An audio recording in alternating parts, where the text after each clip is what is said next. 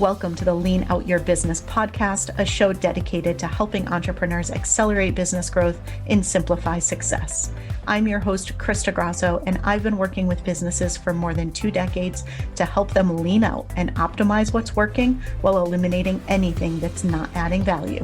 So if you are ready to get more time back in your day, more profit in your business, and to do business differently, growing and scaling on your terms, let's dive into today's episode.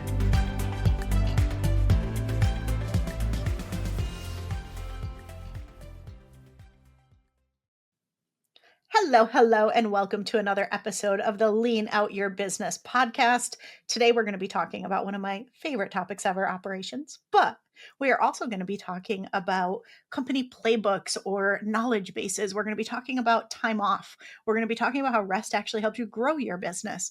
We're going to be talking about all sorts of fun things, and I am joined by Alison Caffrey, otherwise known as Allie, and she is an operations genius. She is creator of the Operations Simplified framework. You know how much I love that name. She's an operations strategist, a best-selling author, and the founder of Operations Agency. So, Allie, welcome. I'm so excited that you are here today. Krista, thank you so much for having me. I am honestly honored. I'm so excited to chat. I know. I mean, any opportunity we get to geek out on operations, bring it on. Yeah. One of the things that I love so much about what you do in your work, and something that I know we were talking about before we even hit record, is how one of your superpowers is helping business owners kind of get their business out of their brain and into what I believe you call a company knowledge base. So tell us more about this and kind of tell us why this is so important. Yeah, totally. So as a lot of you guys know, right, you start a business because you're really, really good at something most often, right? And a lot of companies that are tiny and lean, they really are built on the back of a skill set that belongs to the founder. And the way that that founder came up, the industry that they came up in, the problems that they've solved, the stories and the experiences that they have, they all kind of live right up here inside their brain. And it becomes really, really challenging to do things like delegate and hand things off to other people, either a whole project or a task, and really hold others into kind of this this thing that you're building, right? And start to make it less just about you and more about the collective that you're trying to build. If everything is still living up inside of your brain, and I think that over the last 10 years of working in operations, I really have never seen a company that has not needed a central source of truth. So a place where everybody can go, they can figure out how do we do things, when do we do them, and why do we do them. And the central knowledge base is so impactful for that. It really helps, I think, connect the teammates to, okay, this is how we do things here. And I know so often that people come into companies and they'll say, oh, I just learned on the job, or this person does it this way but I do it this way. And so that starts to spread like wildfire at scale when you start to create a larger team and lead larger initiatives in the organization. If everything is scattered all over the place, people are going to be wasting time, they're going to be doing things inconsistently and inefficiently, and it's going to end up dispersing your team, especially if you are remote and distributed. I cannot say this enough. When you're not able to just walk into somebody's office and be like, hey, where's that blank? Or, hey, how do I do blank? It's going to start to feel like everybody's doing things their own way. And it spreads kind of like wildfire. So a company knowledge base is extremely important to make sure that we have the business, the expertise, the how-to, the understanding right there where everybody can access it. And I say it should kind of operate like 7-Eleven, right? It's always open and everybody can come to it and they can get whatever it is that they need to keep kind of going on their journey. Oh, I love it. I feel like there are so many places we can take this conversation. I'm like, which one do I go? So many ideas. Oh. But one of the things that you said there, right? I talk about this a lot on the podcast, and I think there was so much genius in some of what you just said. And right, one of the things when you're scaling your business, I always say is scaling is like an equal opportunity event. It will scale more of what you already have, good or bad. And that is why Yes. I believe so strongly you want to simplify and streamline and systematize before you scale, because otherwise you're scaling all that noise and complexity. And you said something so interesting about like, maybe as a small business, it makes sense for everybody to kind of learn on the job and make things up as you go along and just kind of get it done. But Mm. that does not scale. And if you end up in a place where you have the opportunity to scale your business, is that what you want? Scaling? Because that is what will scale.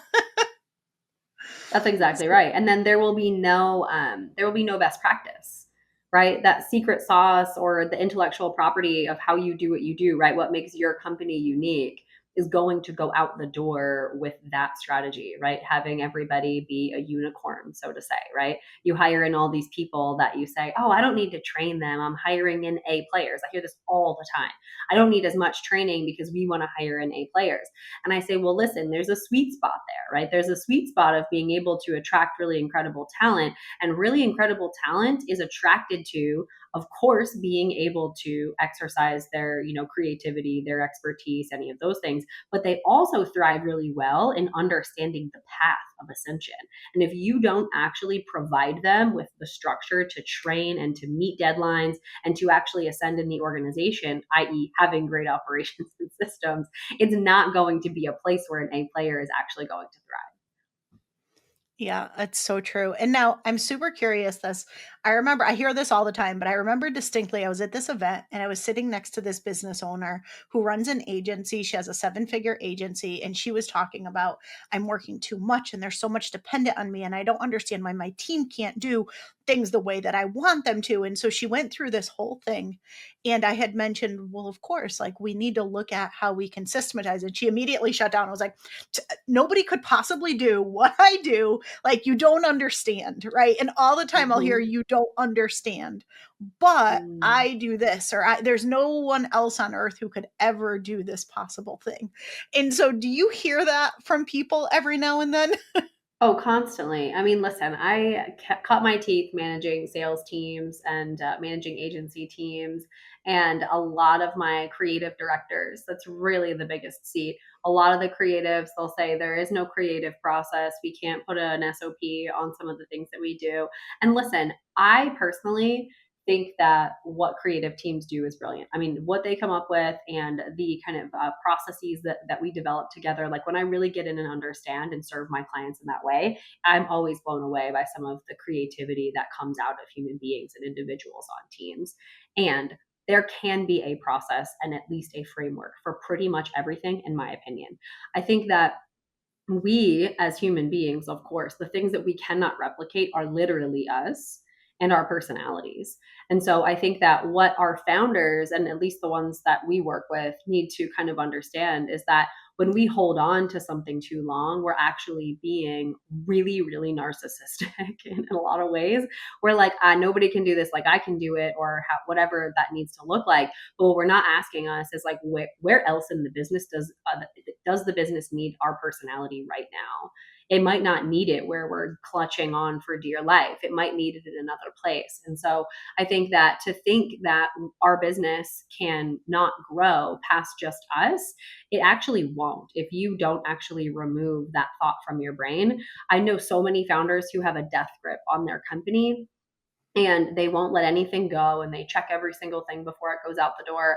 And I think that is important for a time as you're building your brand, as you're getting really familiar with how things go out. But I think a lot of founders forget to grow up with their business. Like they forget to let your kid tie their shoes on their own once they've learned and then stop tying it for them, right? I mean, we really do hold our team back and we build this level of distrust because for a long enough time, if I tell you, Krista, you can't do it like I can do it, you can't do it like I can do it, that sends you the signal, whether active or passive, that I don't trust that you can do it. Does that make sense? And we build that in our Mhm. team all the time, unknowingly, and I think a lot of times benignly. And I think it's really, really hard to get out of. But a lot of times it just starts with us realizing, you know what, if this is done, one of my coaches says 80% done by somebody else is 100% freaking awesome. And I was like, that makes sense to me. Like, it makes total sense to me. Oh, completely. And the other thing is, right, nobody has your exact experience, your exact kind of viewpoint, your exact everything. But sometimes they also have a different perspective or a different thing that they bring to it that you wouldn't have done otherwise. And I've been really pleasantly surprised sometimes when I've let something go that I've been a little reluctant to let go in the business. Yeah. I love when teams have the opportunity to step up, frankly. And this is one of the reasons why I'm so passionate about time off from the business. And I'm really excited to go there. Is that, when I took my second maternity leave with my second son, I was 5 years into business at that time. And I'd had a wonderful, wonderful assistant who was supporting me in so many different ways. And when I decided to go out on maternity leave, she stepped up and was like, I'm going to manage all the clients. And I was like, what? And it was incredible. And ever since then, she has been managing all of our clients, and she's our account director to this day and now leads our entire customer or client services team. So really the big opportunity that, we're leaving on the table as founders, if we really keep this death grip on our business, is if we don't move out of something. And that can either be, hey, listen, I'm going to pass this baton over to you and I'm going to go do something else, or you literally just check out for 2 weeks or 3 weeks or whatever that looks like for you. You're not giving your team the opportunity to grow with your business. Yeah, it's so true. And then going back to the example of the person sitting next to me at this event, right? She was saying, "I'm so overworked.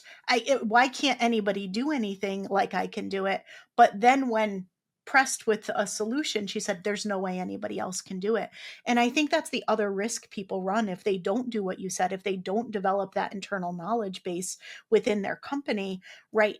Things stay dependent on them or things stay say so chaotic. I imagine it makes it challenging for them to take time off. Yeah, I mean, listen, if you've taught everybody around you that only you can do everything and only you understand all of the answers to any of the questions that anybody's asking, then yeah, you're going to breed a culture internally, whether you have a team of 3 or a team of 30. You're going to breed a culture internally that everybody looks to you for the answers. And that's the habit that everybody's built. And so, yeah, what we want to do is we want to start to shift the focus that the founder isn't the one with all the answers. The knowledge base is the one with all the answers. And guess what? The knowledge base is contributed to by everybody in the organization. So everybody holds the knowledge, right? It's really co-created. And that's one of the reasons why Google has been so successful, is because it's a platform that has content generated from billions of people all over the world.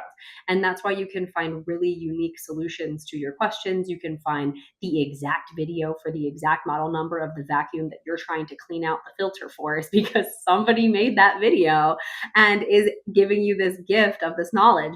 And so I think at the end of the day, compiling that and habitualizing that as the place where everybody frequents to go for the answers to their question, that's the way that we kind of, get those golden handcuffs, if you will, off of us as a founder. And we are able to take some time off. I had a client message me on Friday, so last weekend or just before last weekend, she said, Alison, we started working together and I wanted to take 2 weeks off for my business, which had never happened before. She's like, I read your book. We started working together in January. We got my knowledge base set up, and she literally closed her computer and she's gone for 2 weeks. This was her first full week. Next week is her second. And she said this would literally never have been possible, mostly because I wouldn't have let it be possible. She literally just couldn't think bigger than what was happening in her overworked position in her agency as founder creative director. Yeah, and so that takes me into my next question. I'm super curious to hear, what do you think gets in the way of doing this? Because I'm sure as people are listening, they're thinking, well, of course I should have that. I mean, makes perfect sense. But what comes after the but? Kind of what gets in the way of doing it or doing it in a way that works really well? Krista, this is a $1 billion question. And if we solve it together on the pod, we should totally TM this and move forward together as friends and partners. But Done.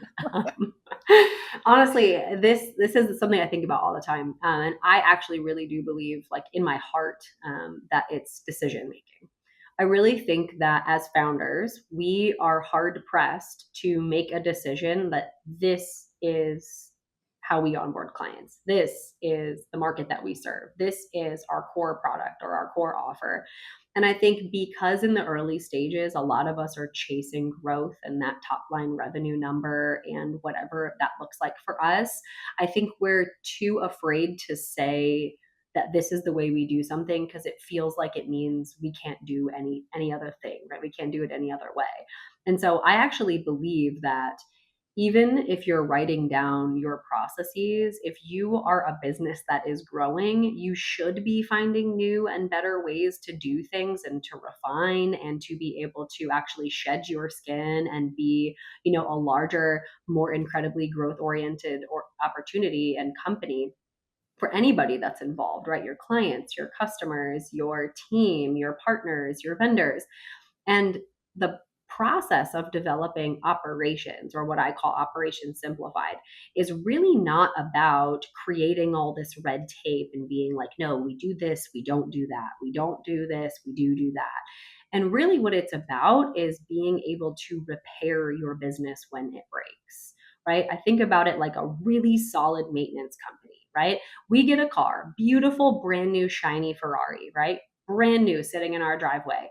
We don't sit there and think that we're never going to need to take it in for an oil change. We're never going to need to actually maintain it and go take it to the mechanic or get new tires when we blaze them out on the track, right? That never happens. We always have a maintenance plan in place to keep this thing running really well. And I think operationally speaking, we need to know how to actually drive it. We need to know when to actually go in and service it. And I think those are the types of things that hold people back is A, they're scared to make a decision because they think it's going to limit them. And B, they think that operations is full of red tape and stuff that they just can't do, hence the it's going to limit them piece. So I actually feel like they find, or founders find, that when they start to try to make some of these decisions, they can't come to terms with them because they're still trying to figure out what exactly they do. And so I think folks struggle with it in a lot of different ways. And they want to, some of the clients that we work with, they'll say to me, they'll be like, oh, well, I know that so and so has a really great process for this. And so sometimes they'll even outsource or like bring in members of their team to help co-create things. And that's what I said. I'm like, if you don't feel like you have all the answers, if you don't want to make all of these decisions and it feels really overwhelming, then like, let's co-create a solution together that your team can get behind. So really, I think it boils down to they don't really want to make the decisions that are necessary to have really, really clear ops. Yeah, and I find when I work with clients that what they frequently find is the thing that they resisted, thinking that it was going to be too constraining or it was going to feel too restrictive, is the actual thing that gives them the freedom. It's like it gives just enough structure to actually feel free That's instead right. of giving so much that it's constraining. Do you find that as well? Absolutely. I really do. And I think it's interesting. I always give the shower analogy. Like no longer after you work with us or after you put in your operations and you have all of your systems dialed in and you've got like a really nice simple operating structure. There's not going to be that moment when you're in the shower and you're like, "Oh crap. I forgot that thing," right? Everything feels like it has a place.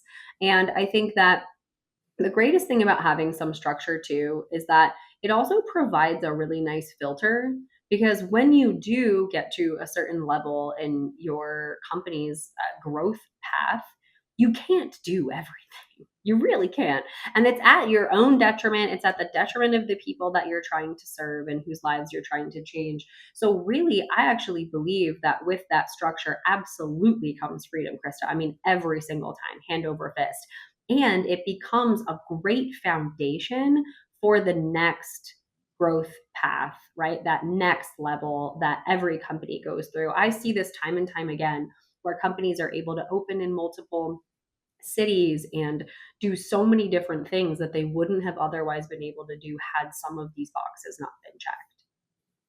Yeah, agreed. And I think it helps you repeat success, right? It helps you repeat what's actually working and avoid what isn't, which at the end of the day, I feel like that also lends itself to the topic I want to talk about next, which is let's talk about being able to actually take time off from your business and leverage that rest as a catalyst for growth.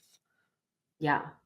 Listen, guys, this is a big one. And anybody listening, I want to say, like, get a drink of water, do something real quick to compose yourself before we go into this next one. Because when I literally say ROI on rest, some people literally, basically, there's two reactions usually to this topic. They'll say, "Yeah, right. Like, no way could this ever be true." Or I get the other reaction, which is, "Man, a vacation would be nice," because they just know. They're like, I know that this would change things for me.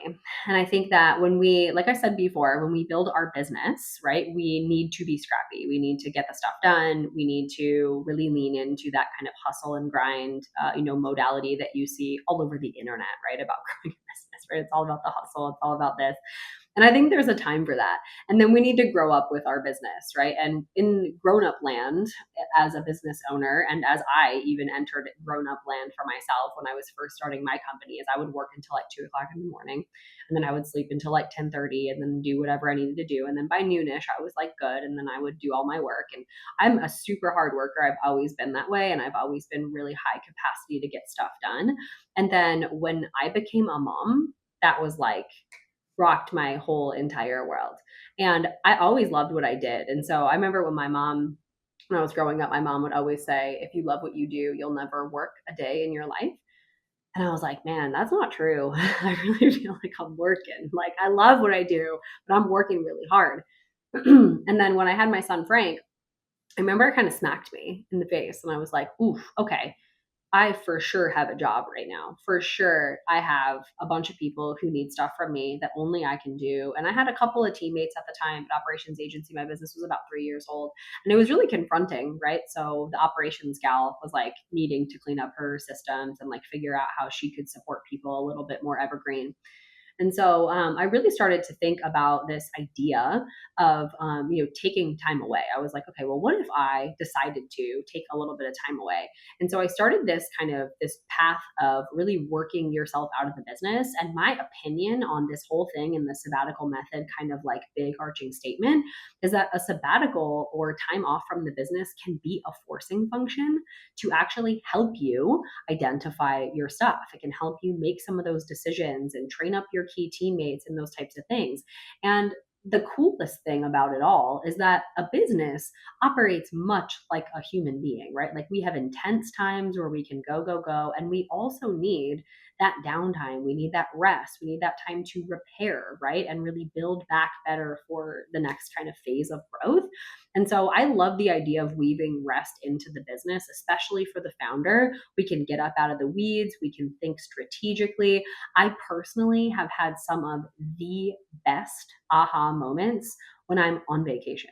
Like, kid you not, on vacation, or like walking with my son. And like, it's so incredibly life-giving when you can connect back with the why behind what you've began, like what you've started and what you're growing, and really think about what's important. And honestly, this isn't just for the founder. Like, I know it's most life-giving when the founder can do this and really take that time, but it's also really impactful for your team too. So if you have a business where if a teammate goes out for 2 weeks and everything's going to crumble, like, do this process with them too, because you don't want to be in a position when somebody says, I'm going to go out, or, I unfortunately somebody passed in my family, or I had an unprecedented life circumstance and I need to go out.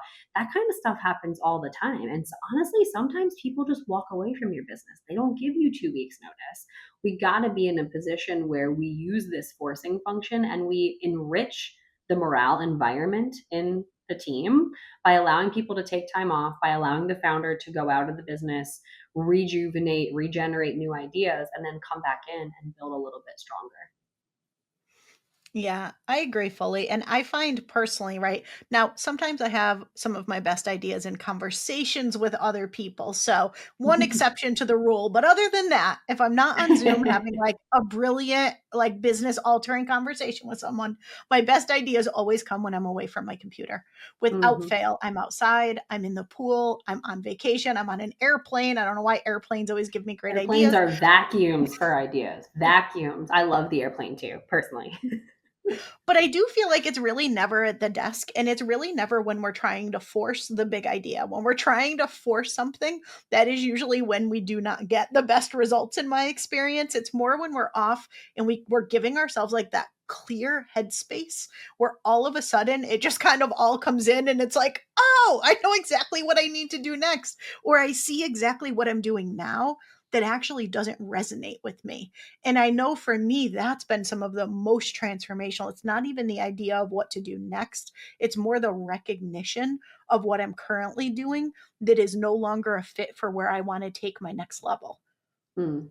I appreciate that perspective, Krista, because I agree with you that often when I'm reflecting either with time off or even over the weekend, because I mean, listen, I know so many founders who can't even take a full weekend off. Let's just be totally Mm. honest.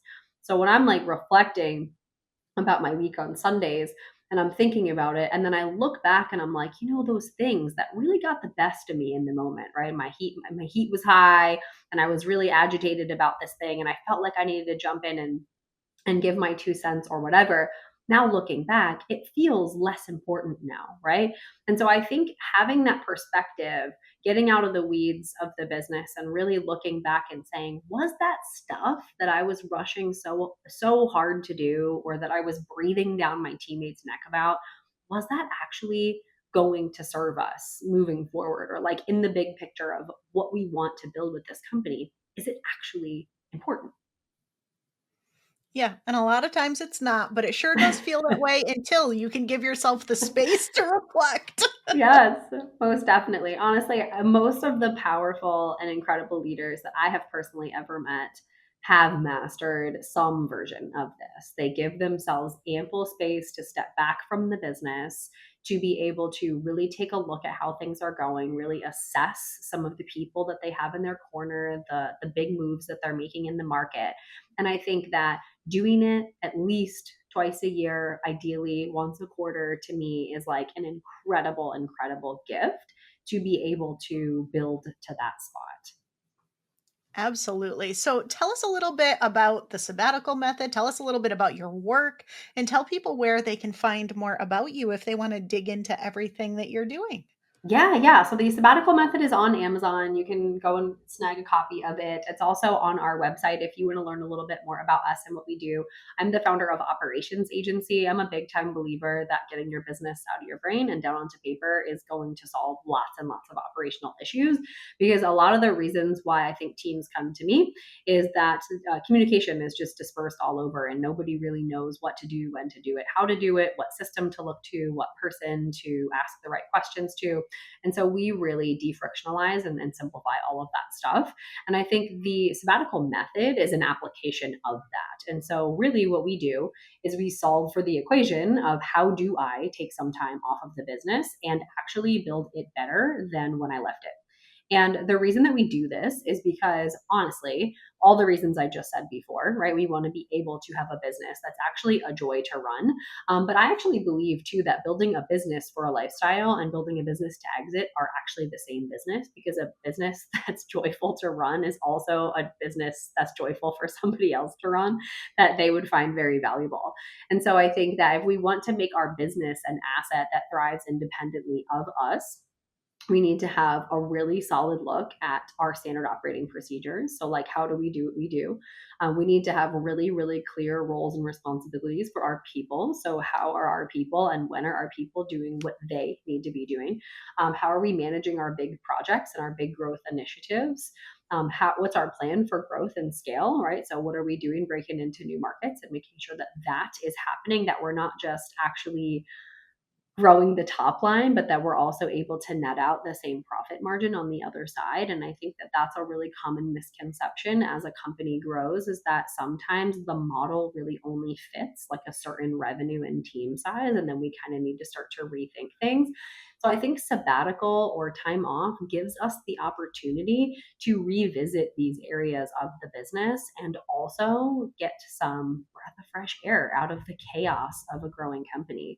And so in the sabbatical method, you'll find a lot of really tactical examples and activities to do. I have a toolkit that's absolutely free that's paired with it. That's also on operationsagency.com.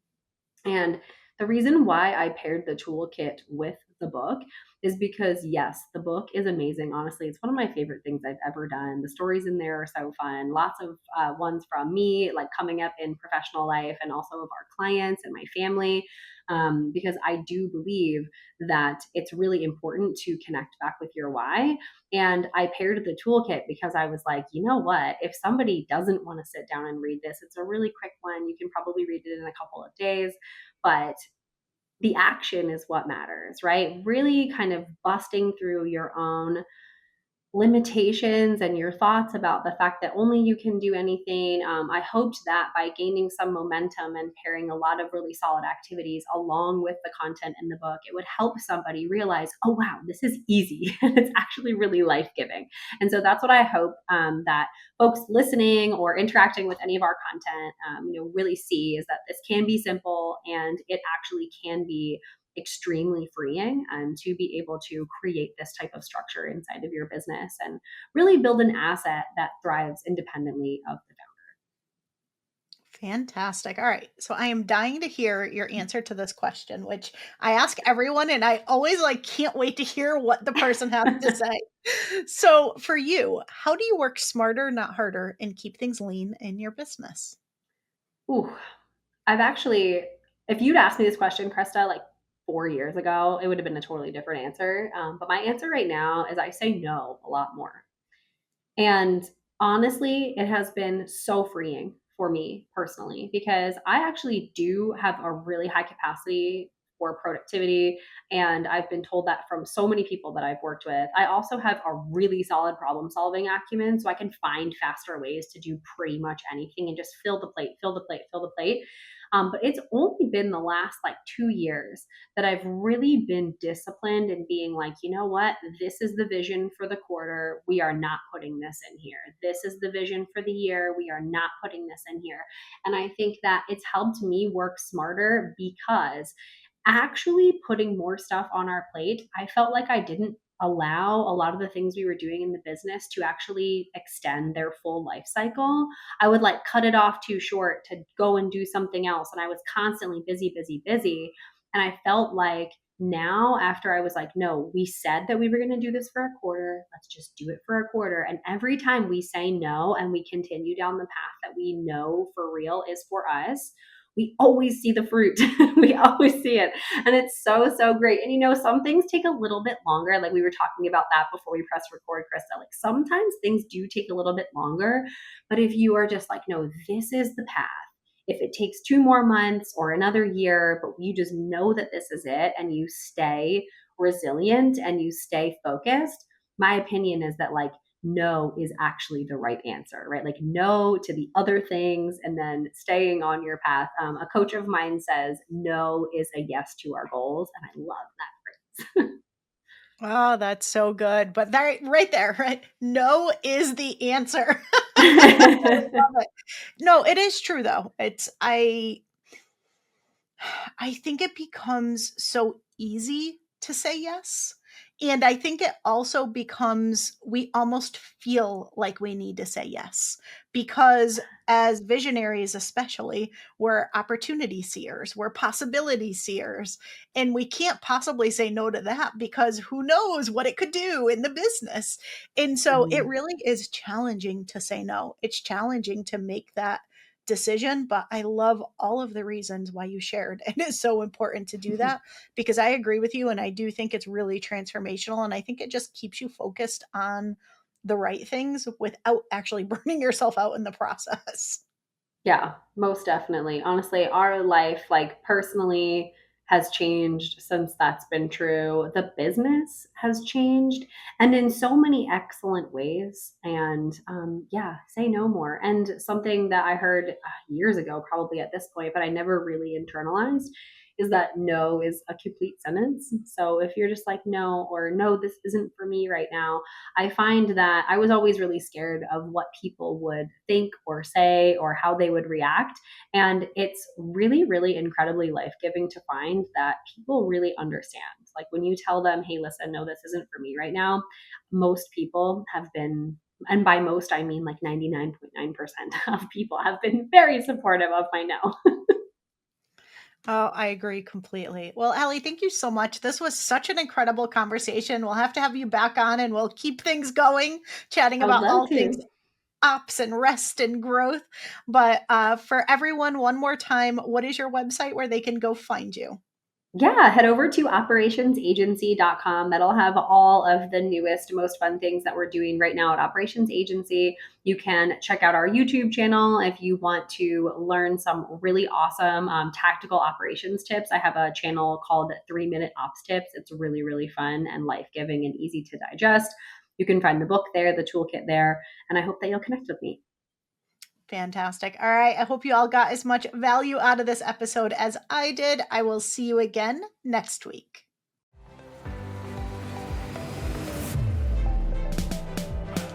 Thank you for joining me for another episode of the Lean Out Your Business podcast. I hope you got a lot of value and actionable insights from today's show and would love if you take a moment to leave us a review.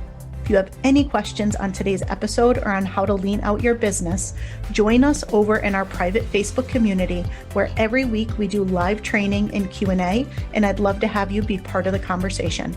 Head to leanoutmethod.com/group to join us. And before you go, be sure to subscribe to the show so you're the first to know when we release a new episode. We'll see you next week.